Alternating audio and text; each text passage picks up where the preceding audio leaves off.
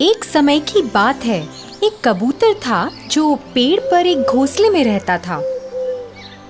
वो पेड़ एक घर की रसोई के बहुत पास था।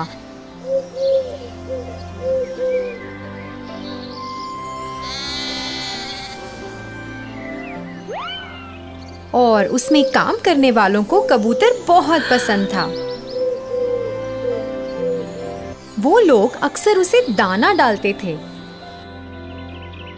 और उसका खूब ख्याल रखते थे। कबूतर अपनी जिंदगी से खुश था और उसे अपने घर से बहुत प्यार था।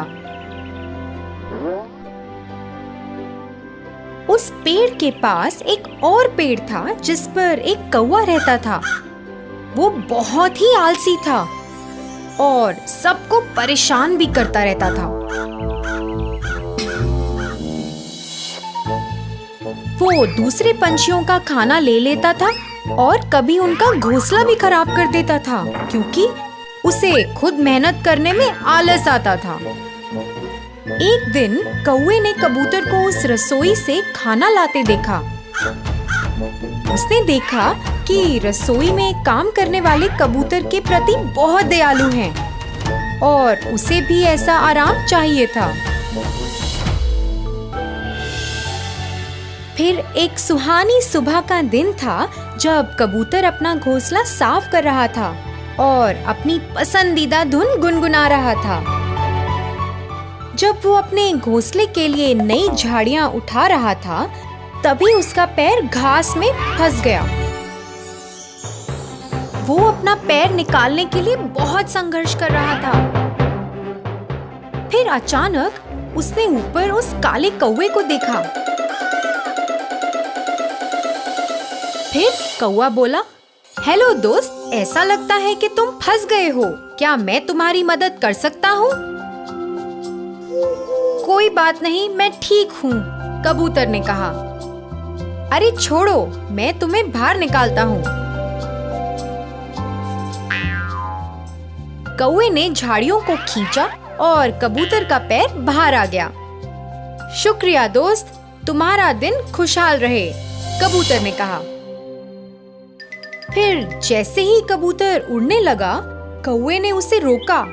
थोड़ा रुको दोस्त, शायद तुम मेरी मदद कर सकते हो। बस एक छोटी सी बेनती है, क्या हम दोस्त बन सकते हैं? फिर कबूतर बोला, हाँ, हम शायद दोस्त बन सकते हैं। अरे वाह, अब दोस्त तो सबका मिल बांट कर करते हैं। मैंने सुना है तुम्हारा घोंसला बहुत बड़ा और सुंदर है। चलो वहाँ चलते हैं, कौवा बोला। कबूतर थोड़ा हिचकिचाया मगर मान गया। दोनों उड़ चले।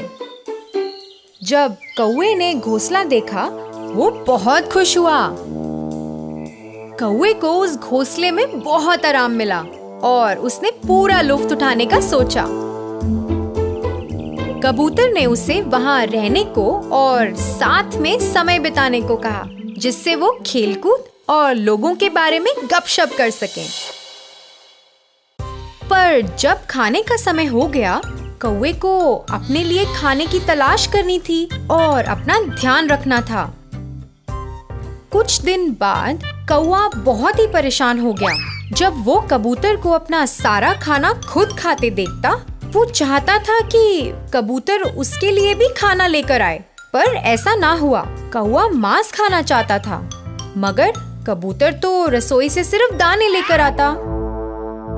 कौवे से इंतजार नहीं हुआ और उसने तय किया कि वो खुद रसोई में खाना लाने जाएगा। एक दोपहर वो चिमनी से नीचे रसोई में गया।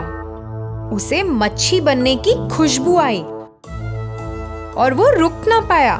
उसने थोड़ा सा चखा और फिर थोड़ा और।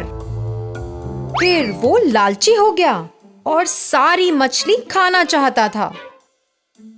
इसी दौरान वो थाली जमीन पर गिर गई। घर के लोगों ने आवाज सुनी और भागते हुए रसोई में आ गए। कौवा थर थर कांपने लगा और भागने की कोशिश करने लगा, मगर बहुत देर हो चुकी थी। एक आदमी ने उसे पकड़ लिया और दूसरे ने कटोरे से कौवे के सर पे मारा।